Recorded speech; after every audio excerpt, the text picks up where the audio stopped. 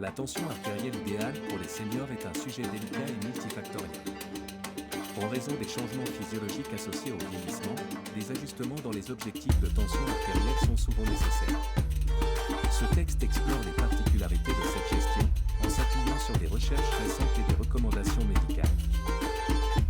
Avec l'âge, diverses transformations naturelles se produisent dans le corps.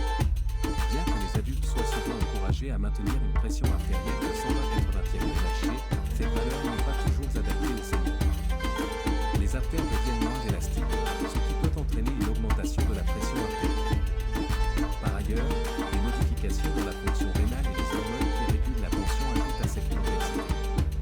Ces facteurs rendent cruciale une approche individualisée pour chaque personne âgée. En effet, une gestion standardisée peut entraîner plus de risques qu'elle n'apporte de bénéfices. Les recommandations des organismes de santé ont évolué au fil du temps pour mieux répondre aux besoins de la population.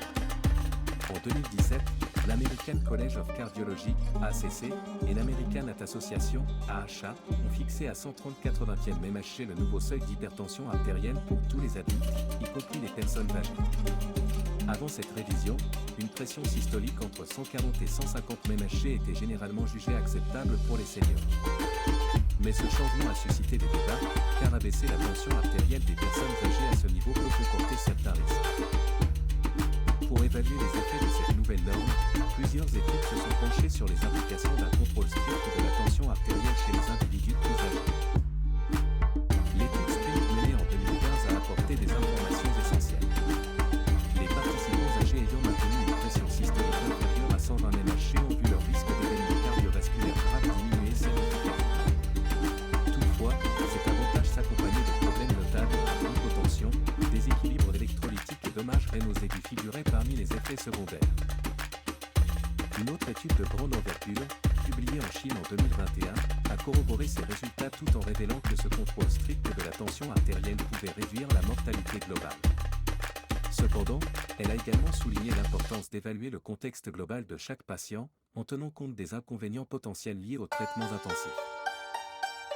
Ces recherches montrent que bien qu'une gestion rigoureuse de la tension artérielle puisse être bénéfique, elle peut également engendrer des effets indésirables, notamment chez les seniors souffrant de fragilité ou de comorbidité. Chaque individu vieillit différemment. Tandis que certaines personnes âgées peuvent tolérer un abaissement strict de leur tension artérielle, d'autres, en raison de multiples problèmes de santé, bénéficient davantage d'une cible plus modérée. Selon les experts, maintenir une tension systolique entre 140 et 150 mmHg est souvent plus sûr pour les seniors fragiles. Cela réduit le risque de chute lié à l'hypotension, un problème fréquent et potentiellement dangereux dans cette tranche d'âge. Au-delà des chiffres, il est crucial pour chaque senior de travailler en étroite collaboration avec un professionnel de santé. Les objectifs de traitement doivent être définis en tenant compte des antécédents médicaux, de la santé globale et des effets secondaires possibles des traitements. Bien que le contrôle de la tension artérielle soit essentiel pour prévenir les maladies cardiovasculaires, il ne faut pas perdre de vue la qualité de vie des patients. Les traitements intensifs peuvent être inutiles, voire nuisibles dans certains cas. Effectivement, les contraintes physiques et psychologiques associées à ces traitements peuvent être plus pesantes que les bénéfices obtenus. Pourtant, une vigilance accrue est nécessaire si la pression systolique dépasse 160 mmHg ou si la diastolique dépasse 100 mmHg.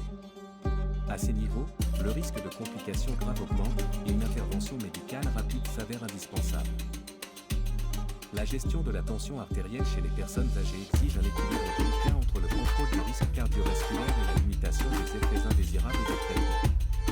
Une stratégie universelle ne peut convenir à tous.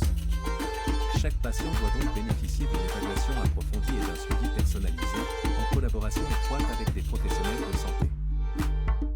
Surtout, il est important de se rappeler que l'augmentation naturelle de la tension artérielle fait partie intégrante du vieillissement. Cela ne doit pas être systématiquement perçu comme anormal, mais plutôt comme un aspect à comprendre et à intégrer dans une prise en charge réfléchie.